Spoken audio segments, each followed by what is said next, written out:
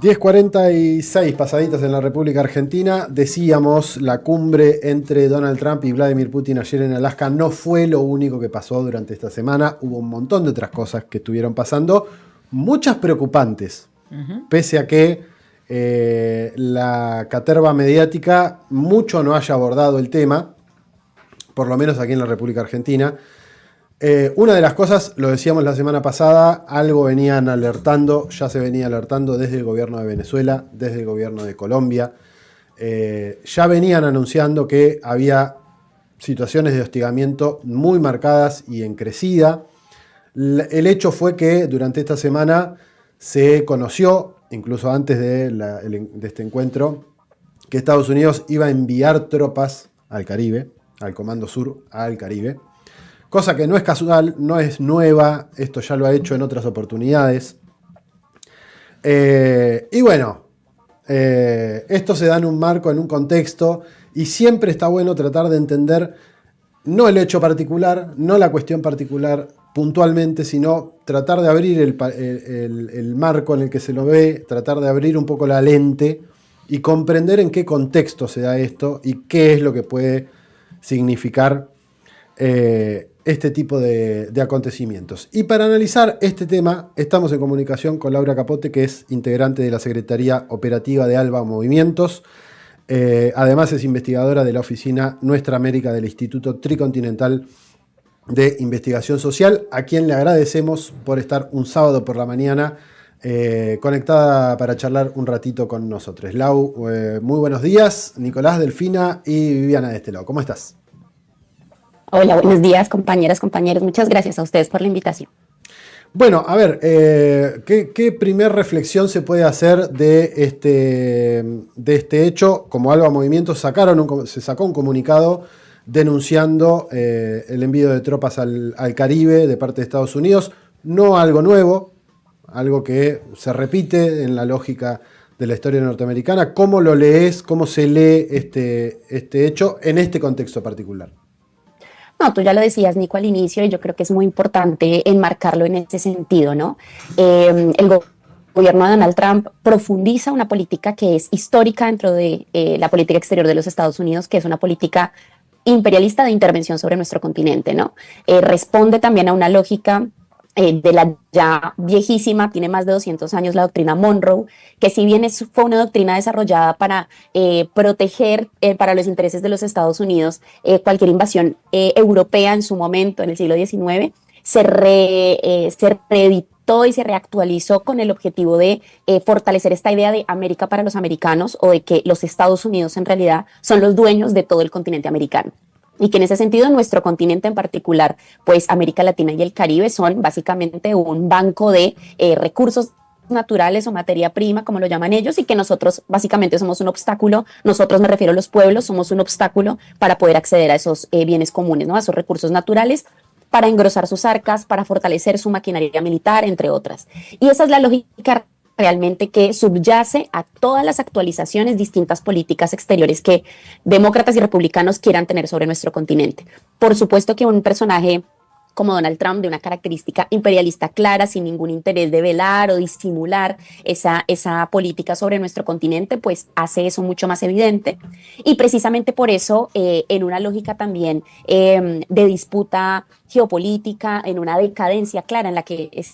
se encuentran atravesando los Estados Unidos de su lugar de hegemón principal después de la Segunda Guerra, después de la llamada Guerra Fría, ese lugar victorioso, digamos, en el que han quedado y que ha entrado en decadencia precisamente en contexto global, por supuesto, de emergencia de otros polos, de fortalecimiento de otras instancias de articulación a nivel global que le compiten, no solamente en términos económicos, geopolíticos, tecnológicos, como es el caso de los BRICS, ¿no? Y en ese marco, por supuesto, pues una preocupación muy grande de cuáles son esos procesos soberanos en América Latina y el Caribe que le están prestando batalla a su política imperialista. Por supuesto que tenemos gobiernos progresistas, como es el caso de México, como es el caso de Brasil, por supuesto, el mismo caso de Colombia, que ha tenido, para mi orgullo como colombiana, pues una postura bastante digna respecto no permitir, como respetar de alguna forma ese compromiso de la comunidad de estados latinoamericanos y caribeños de la CELAC de defender nuestra región como una zona de paz, ¿no? Que fue una declaración de la CELAC en 2014, en que el presidente Gustavo Petro, con lo que dijo, en realidad es cualquier gesto, el gesto más solidario, digamos, que cualquier país latinoamericano podría tener, ¿no? Es decir, si nos tocan a uno, nos tocan a todos en un sentido continental. Y también entender que no es nuestro continente, como ningún lugar del mundo, pero en particular en este momento, lo que le pasa a Venezuela no se va a delimitar a la frontera de Venezuela, ¿no? Es también entender que, bueno, ustedes saben, ¿no? La frontera colombo-venezolana es una de las fronteras más calientes del continente, donde hay actores armados, donde hay una gran cantidad de tráfico de armas, de drogas. Entonces, es una región realmente compleja y se sabe que en realidad pues históricamente la idea de la lucha contra el narcotráfico, la lucha contra estos fantasmas inventados por los Estados Unidos, pues en realidad es una excusa de intervención imperialista, ¿no? Nosotros justamente en el Instituto Tricontinental recién hace un par de días publicamos un cuaderno que desarrolla justamente la geopolítica de la guerra contra las drogas y desarrolla cómo a través de políticas como el Plan Colombia, como el Plan Mérida y como muchos otros en la región, actualmente en Ecuador, por ejemplo, la excusa de la guerra contra las drogas es en realidad la excusa perfecta para desarrollar una intervención de carácter imperialista y precisamente para amenazar a lo western, ¿no? Como les gusta a ellos, bien película hollywoodense y les falta ponerle las dos armas a Maduro en la foto de Se Busca, creyendo que pueden pasar por encima de la soberanía de los pueblos y sin duda Venezuela hoy es una de las principales trincheras en contra del imperialismo de los Estados Unidos. Eso, el que quiera negarlo, uno puede tener la opinión que quiera tener sobre Venezuela, pero indudablemente hoy Venezuela, Cuba, son dos lugares que prestan batalla desde la dignidad, desde la construcción de otra sociedad posible y que es precisamente lo que tanto enerva y enoja al imperialismo de los Estados Unidos, ¿no? ¿Cómo así que en mi patio trasero hay alguien que osa y se atreve a decirme, no, acá no vas a venir con esa política? Y pues el presidente Nicolás Maduro, con la altura y el humor que lo caracteriza, pues le ha dicho, pues venga por mí, ahí tengo un pueblo entero que me ha elegido nuevamente como presidente, acá no funciona, no somos, hace más de 200 años sacamos a los imperialistas de nuestro continente y vamos a seguir defendiendo eso. Entonces yo creo que es un intento más, una profundización de esa política imperialista que tenemos que denunciar, por supuesto. Yo creo que nosotros y nosotras, desde el continente, en particular desde el Cono Sur, tenemos una deuda muy grande con el Caribe, con lo que sucede en el Caribe y con comprender el Caribe. Nosotros hemos llamado muchas veces, autores lo han denominado como una frontera imperial, ¿no? Los Estados Unidos siempre se han encontrado con el Caribe rebelde, con el Caribe de la Revolución Cubana, con el Caribe haitiano, con el Caribe que siempre ha prestado resistencia en contra de esa expansión imperialista y que nosotros desde Suramérica o desde el Cono Sur casi que no entendemos muy bien qué sucede y en esas aguas se juega mucho de nuestro destino como continente, en esas aguas del Caribe, no solamente en términos del control geopolítico, lo que pasa con esos pueblos y la intención siempre de los Estados Unidos de llenar, de fortalecer el Comando Sur para poder entrar en nuestro continente, las fuerzas... Dime. No, ¿cómo andás? Delfina te saluda de este lado. Delfina, muchas gracias. Te quería consultar para profundizar en esto que recién mencionabas respecto, ¿no? el discurso, ¿no? De la guerra contra las drogas y algo que resaltaban en un comunicado conjunto por parte de Alba Movimientos y la Asamblea de los Pueblos, justamente repudiando la presencia de tropas estadounidenses en el Mar Caribe, y algo que resaltaban y que me parece interesante para profundizar un poco tiene que ver con que no solo utilizan, ¿no? Este discurso de la guerra contra las drogas para avanzar en el injerencismo, sino que también es justamente Estados Unidos, y hay cuenta de eso, vos nos lo podrás contar mejor, de que han sido ellos también los que han sido un actor importante para que ese avance del narcotráfico suceda, y digo, me resulta muy similar a lo que muchas veces hablamos cuando hablamos de, por ejemplo, Oriente Medio, ¿no? Donde justamente han financiado para evitar revoluciones o para evitar proyectos de liberación, han financiado al terrorismo y luego usan eso mismo para decir, bueno, los tenemos que invadir porque, no sé, digo, en Afganistán porque... no sé, las mujeres no tienen derechos o, bueno, tienen armas de destrucción masivas, como hemos escuchado en ese caso, pero digo, en América Latina con el discurso de las drogas han hecho casi lo mismo, ¿no? Exacto, eso habla de la hipocresía de los Estados Unidos, ¿no? Hay un nivel de hipocresía sobre su política exterior de preocuparse por la paz, pero ser el país que ha desarrollado guerras en la mayoría de los países, por lo menos de nuestro continente y del sur global. Y el caso de la guerra contra las drogas es uno más, ¿no? Si tú vas a las cifras, eso es algo que, por eso los invito también a ver esta investigación que hicimos en el Tricontinental, que por un lado el primer cuaderno desarrolla el lugar de los productores, es decir, qué sucede con los campesinos productores de cultivos de uso ilícito, porque también es como una idea muy compleja, ¿no? Bueno, todo el mundo habla de la guerra contra las drogas, se imagina a la persona esnifando cocaína, pero después no se pregunta cómo funciona el proceso productivo, cuál es el lugar que tiene el campesino, por qué la guerra es contra el eslabón más débil, que es el campesino productor, y no contra los grandes cárteles o contra las grandes empresas que engrosan su capital a partir de esta empresa transnacional de carácter criminal, que es el narcotráfico, que en realidad ahí está. Y tú vas a ver en la investigación, cuando uno encara las investigaciones, dice, tal vez sea por acá, y cuando lo terminas confirmando, dices, es increíble, porque nosotros justamente vemos como en el caso de los Estados Unidos, por un lado desde el departamento, bueno, de la DEA, y por otro lado desde el capital privado norteamericano, hay un interés económico fundamental en el desarrollo del narcotráfico. O sea, a los Estados Unidos económicamente no le interesa combatir el narcotráfico, porque el narcotráfico permite una dinámica natural del capital en este momento, del capitalismo financiero, la capacidad de lavar dinero y precisamente acumular ganancia, que es la naturaleza del sistema de producción y que precisamente engrosa el capital privado de los Estados Unidos y que también permite, por ejemplo, que llegue capital a las empresas del aparato industrial militar de los Estados Unidos. O sea que casi que la guerra contra las drogas en realidad es lo último que les interesa, es la excusa moral. Los Estados Unidos siempre parados desde este lugar de el mito del Salvador Blanco, ¿no? Y de ser realmente los que nos vienen a salvar a todos nosotros de nuestras miserias, pero que en realidad financieramente existe y funciona mucho de esa dinámica de acumulación de capital de los Estados Unidos gracias al negocio transnacional de las drogas, ¿no? Y del narcotráfico. Y que por supuesto tú vas a las cifras y no hay una reducción de los cultivos. Objetivamente, desde el inicio, para darte un ejemplo concreto, en el caso del Plan Colombia, desde que el Plan Colombia inició, desde alrededor del 98, 99, en sus años más fuertes, cerca del 2000, 2005, no ves efectivamente una reducción de los cultivos, todo lo contrario. Entonces, ¿cómo puedes entender que hay una gran financiación en términos militares, en términos de asistencia para el desarrollo, una gran cantidad de dinero, de justificación de dinero puesto precisamente para la guerra contra las drogas, pero que los cultivos hayan aumentado? ¿Eso cómo lo podemos entender? Y que además los circuitos que llegan a los Estados Unidos continúen sin ningún problema, porque claro que los Estados Unidos saben cuáles son los circuitos, cuáles son los puertos de entrada de la droga, eso por supuesto, pero ¿cuál es el interés real? Bueno, es el interés de la acumulación de capital. Ni siquiera hay otro demasiado complejo, y como funciona de una manera tan sencilla el lavado de dinero a través del narcotráfico, a partir del narcotráfico, pues es un negocio muy simple y que efectivamente tú vas a la historia y lo que te encuentras es la confirmación de que es una excusa, ¿no? Ya sucedió en el caso de Nicaragua contra los contras, el caso de Irán, contras. Lo que estaba intentando hacer Estados Unidos es una reedición nueva, hay que decirle a Trump que no está haciendo para nada original,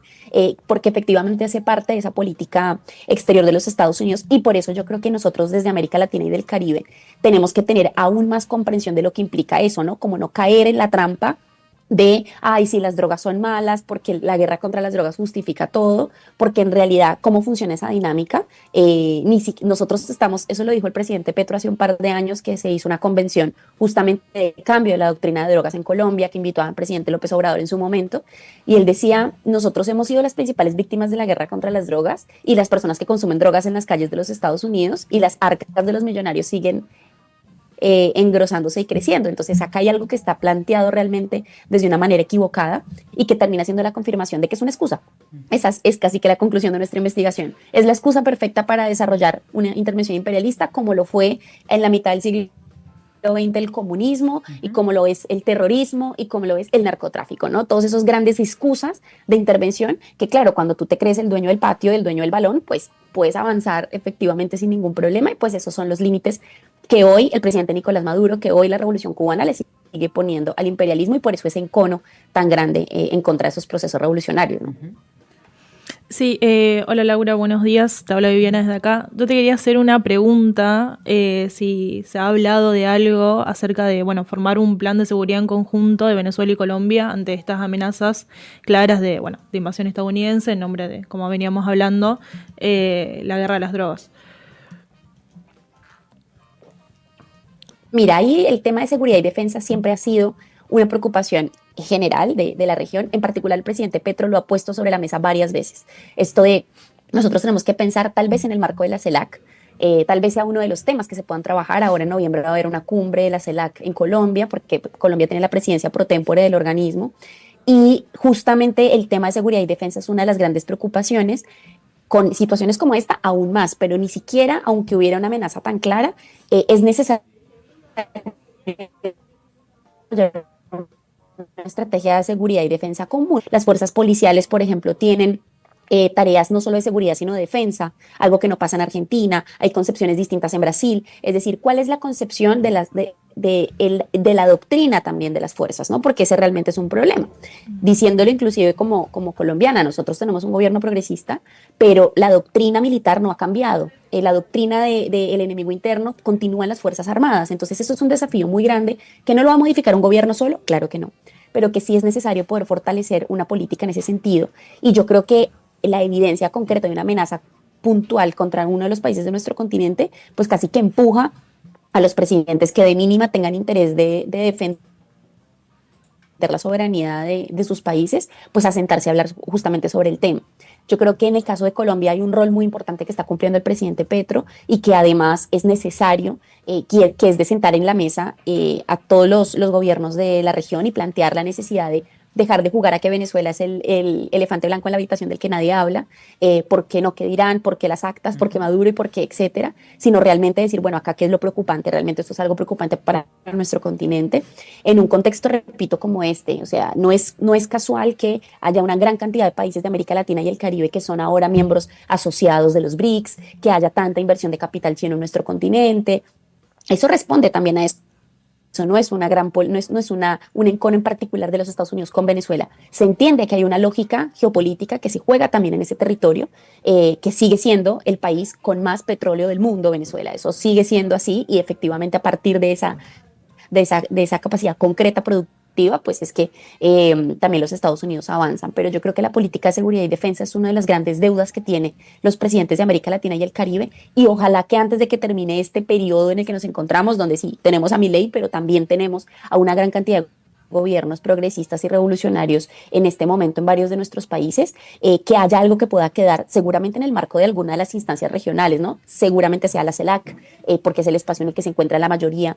de los estados, los 33 países miembros, donde algunos estarán y no, pero sobre todo, y lo más importante, donde no está sentado Estados Unidos, ¿no? No es la OEA, donde es todo un circo, diría el comandante jefe de la Revolución Cubana, Fidel Castro, su Ministerio de Colonias, la OEA, y que efectivamente ha funcionado es para respaldar y justificar golpes de Estado. En este caso, la CELAC se ha construido desde otra lógica, y yo considero que es fundamental, y nosotros desde ALBA Movimientos planteamos la necesidad urgente de pensar también esa política de seguridad y defensa en el marco de la CELAC,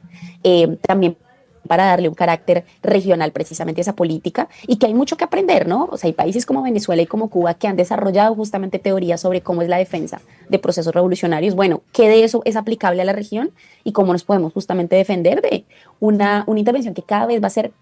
más voraz? El capitalismo está en un momento de exacerbación de la violencia. Solo de esa forma se puede entender la justificación de un genocidio como el que se comete contra el pueblo palestino delante de nuestros ojos, y que la comunidad internacional esté atada sin decir nada. Habla de la voracidad y la violencia de esta etapa del capitalismo, y frente a eso es que nos tenemos que organizar, y sin una política de seguridad y defensa pues es casi que imposible. Laura, para ir cerrando y agradeciéndote obviamente por estos minutos que te has tomado para charlar con nosotros, del 6 al 9 de mayo del año que viene se va a dar un nuevo encuentro, una nueva asamblea continental de los movimientos del ALBA o ALBA Movimientos. Sos parte de la Secretaría de Coordinación de ese espacio. Hicieron un documental que está circulando, si no me falla la memoria, que voy a proponer que lo subamos a las plataformas de Trinchera también para que le demos difusión. Pero acá para hacer el chivo, para contar un poquitito de qué se trata esta asamblea que se va a dar, la cuarta, si no me falla la memoria, que se va a dar el año que viene, entre el 6 y el 9 de mayo en Cuba, en conmemoración de los 100 años de Fidel, recién lo mencionabas, también por eso traerlo a colación.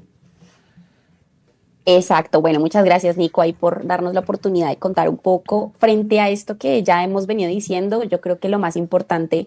o lo esperanzador es que precisamente siempre desde los pueblos de nuestro continente hemos sabido construir espacios de organización y resistencia frente a esa política del imperialismo. ALBA Movimientos es una de esas experiencias, es una articulación continental de movimientos sociales y populares de 23 países de nuestro continente. que lleva construyendo pues una larga historia que, para que la conozcan y no hacerles el spoiler, la pueden ver justamente en el documental, como dice Nico, pero que en particular en nuestra asamblea fundacional, que fue en el 2013, pues empezamos a pensar un proceso orgánico de construcción de una articulación política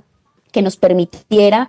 combatir en un puño cerrado y no solamente en una división y necesidades nacionales, sino en poner, justamente seguir esa tarea que el comandante Chávez y que Fidel nos pusieron en adelante con la construcción del ALBA, en la derrota del ALCA, y después el ALBA de los movimientos, ¿no? Cómo los movimientos sociales caminamos hacia ese proyecto de soberanía desde una visión bolivariana. Y a partir de ahí, pues la construcción, ¿no?, de una articulación de movimientos que es compleja, que es un desafío, pero que hoy nos ha permitido tener, por ejemplo, una red de medios de comunicación a nivel continental de más de 40 experiencias, un sistema continental de formación política que articula escuelas de formación a nivel continental de más de 25 experiencias también, que nos ha permitido articular en materia de feminismos, de economía popular, y que también nos ha puesto pues en el desafío de construir inclusive una instancia no solamente a nivel continental, sino a nivel global, como es la Asamblea Internacional de los Pueblos, ¿no?, que también es un esfuerzo organizativo y de articulación a nivel global, ahí sí con el sur global. Entonces, en ese marco, nosotros y nosotras, como nos indica nuestra orgánica, cada 4 años desarrollamos nuestra Asamblea Continental, y en este caso decidimos, como una manifestación política de nuestra articulación, elegir a Cuba como sede, porque nos parece que precisamente es este el momento de cerrar filas alrededor de la Revolución Cubana. No es un secreto para nadie el ataque permanente a partir del bloqueo que los Estados Unidos ha impuesto hace más de 60 años contra la isla, pero de los ataques permanentes contra el presidente Díaz-Canel, contra compañeras y compañeros, buscando asfixiar la isla y hacer un genocidio casi que silencioso contra el pueblo cubano. Entonces, ALBA Movimientos va a encontrarse, como dices tú, del 6 al 9 de mayo del próximo año en La Habana para, primero, demostrarle justamente al imperialismo que los pueblos organizados estamos abrazando a la Revolución Cubana, y también para decirle a los compañeros y las compañeras de Cuba que están con nosotros, que la Revolución Cubana no solamente es de ellos y ellas, sino que también es un faro para nosotras y nosotros, y en ese marco vamos a estar ahí para defender, después de ese 1 de mayo, que siempre es histórico en Cuba, pues el desarrollo de nuestra cuarta Asamblea Continental, a la que por supuesto están más que invitados, y por supuesto pues las invitamos a ver este documental que en 1 hora y cuarto busca contar sintéticamente cómo desde nuestra experiencia pues hemos aportado a la resistencia en nuestro continente y hemos también puesto freno y pelea al imperialismo, que es básicamente lo que nos dejaron Fidel y Chávez por hacer y que tenemos que hacer pues hasta que nos alcance la vida. Así que están todas invitadas, y vamos a desarrollar obviamente nuestras redes sociales y demás, todo el resto de difusión para que puedan también ahí seguir y acompañar este proceso continental de articulación. Laura, muchísimas gracias por estos minutos con Marcha de Gigantes. Un abrazo grande y bueno, será hasta cualquier momento para seguir analizando y viendo a ver qué pasa en este mundo cada vez más loco, como decimos. Pero bueno, que siempre genera esperanza, siempre hay algo ahí, como Cuba en este caso, que es un faro para seguir caminando hacia adelante, para seguir buscando ese proceso de emancipación, de revolución que planteaban tanto Fidel como el comandante Chávez. Un abrazo grande. Muchas gracias a ustedes, que tengan buen día, saludos. Charlábamos con Laura Capote, integrante de la Secretaría Operativa de ALBA Movimientos e investigadora de la Oficina Nuestra América del Instituto Tricontinental de Investigación Social. Nos pasamos un poquitito, pero valía la pena ese estirarse, así que hacemos la tanda y seguimos con... Bueno, la segunda hora sería una redundancia porque ya la arrancamos, pero seguimos con el programa. Desde